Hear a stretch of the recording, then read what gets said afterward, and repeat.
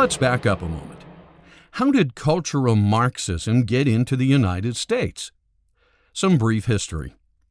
In 1923, members of the Marxist Communist Party set up an institute at Frankfurt University in Germany. This institute was named the Institute for Social Research. Later, it would become known as simply the Frankfurt School. These new Marxists, under the direction of Max Horkheimer, had seen the old Lenin Marxists fail. The workers of the world did not unite in World War I. Further, they realized why. Antonio Gramsci, the disciple who wrote the prison notebooks, had it right. Marxism could only flourish after a long march through the cultural institutions. Now, the mantra would be, change Western culture, and then the workers will unite. After Marx, there were a group of Marxists who wisely decided that you could bring this collectivist society to a nation through culture as well, by introducing certain values and concepts that would break down the family, for example. If you could somehow break down the family unit so that it was no longer self-sustaining and no longer valued in a society, then that would leave individual members who formerly could turn to the family for support in times of need. They would now be cut loose. They would be without a place to go in times of need. So now they have to turn to the government. But just as the march through the institutions was about to begin, an anti-Marxist, anti-Semitic Adolf Hitler ascended to power, and World War II began.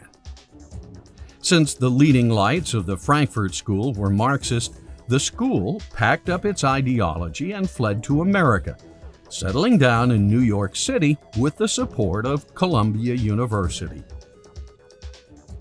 Now, if you ever wanted to really piss off Andrew Jackson, all you had to do was mention Rachel's name in vain, and he would challenge you to a duel.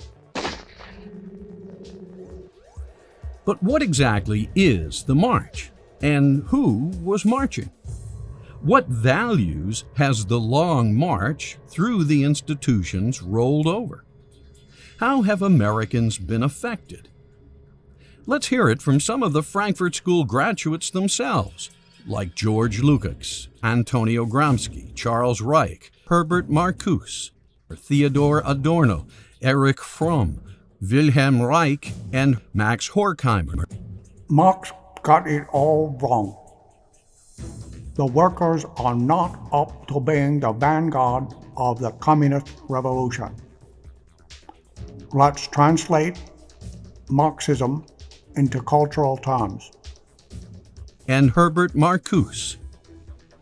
The West is guilty of genocidal crimes against every civilization and culture it has encountered.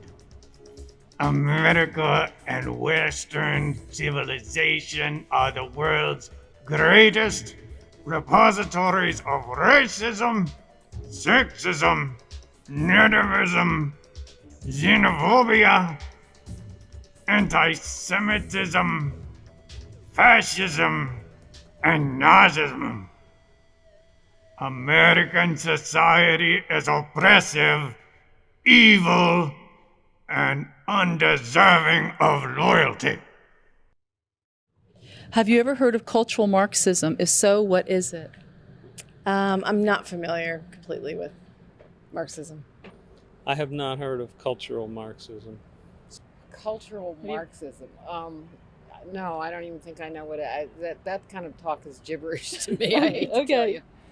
It's used in some terms, I think, as a sort of the thing that is almost politically correct from a Marxist standpoint. In other words, from a socialist or communist standpoint.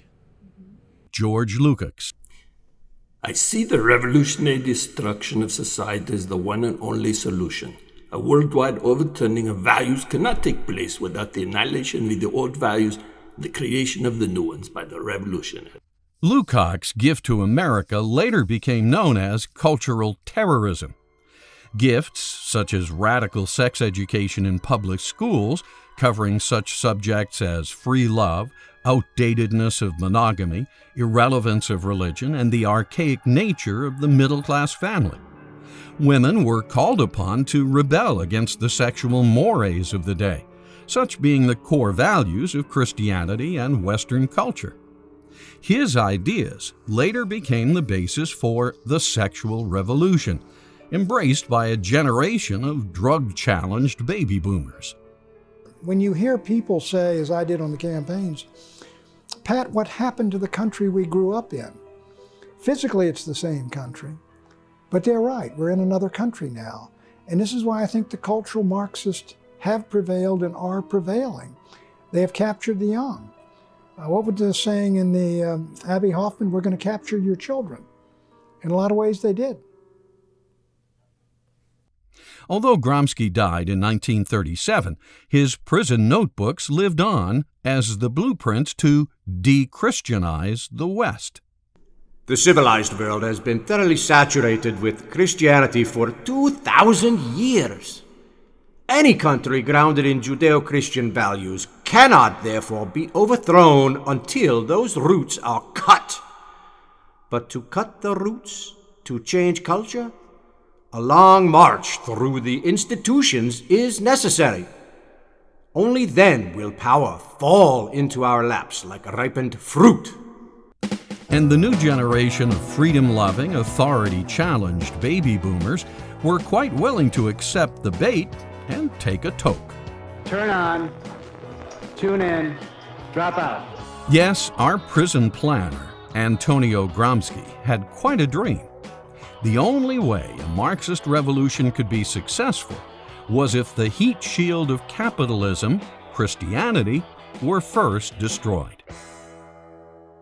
Charles Reich. There is a revolution coming. It will not be like revolutions of the past. It will originate with the individual, with culture, and it will change the political structure only as its final act. Reich thus helped shape the minds of the American 60s youth with his runaway best-selling book, The Greening of America. Gramsci and Marx were now reaching their target audience, and the long march was in progress. In the 1960s, the church pulled back from the culture. You had the first Sex and Satanism film. You had the first X-rated film where the pastor takes the boy up to his room in Broadway to get on his knees but not to pray.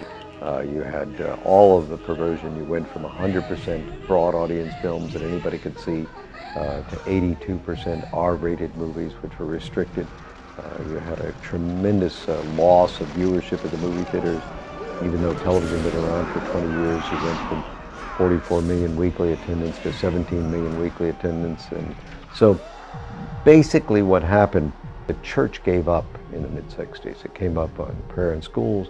It gave up on being a force in society. And Johnson shackled the church when he said that when he used the 501c3 to say the churches couldn't talk about politics, and the church just buckled under.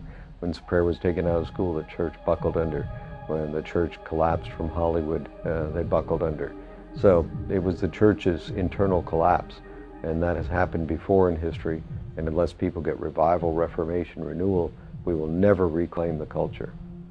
So cultural Marxism would be that type of activity in any society that breaks down the culture in such a way so that people instinctively turn to government as an alternative for the support that they otherwise would have. This is done through art, it's through music, it's through literature, it's through motion pictures and that kind of thing. It's the implanting of certain ideas and concepts which make them very ripe for the philosophy of collectivism and makes them very ripe for turning to government as the big daddy, the big solver of all problems.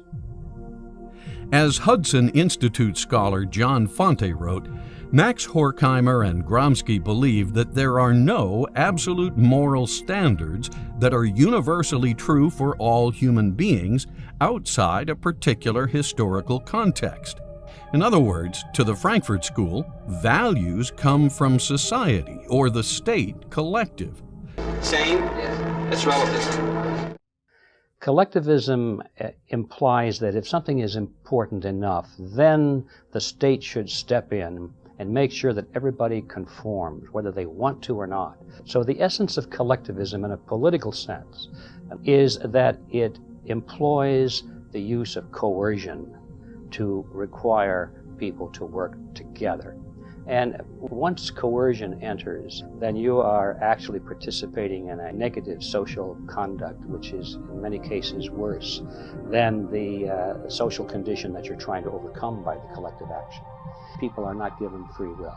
They're required to do this and that because the majority has decided this is for the greater good of the greater number and so forth.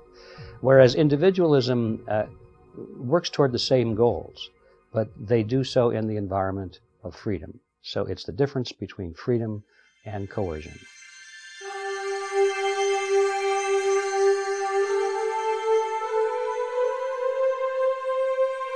Not to be outdone by Karl Marx, a brilliant mind or two at the Frankfurt School soon came up with several of their own ideas.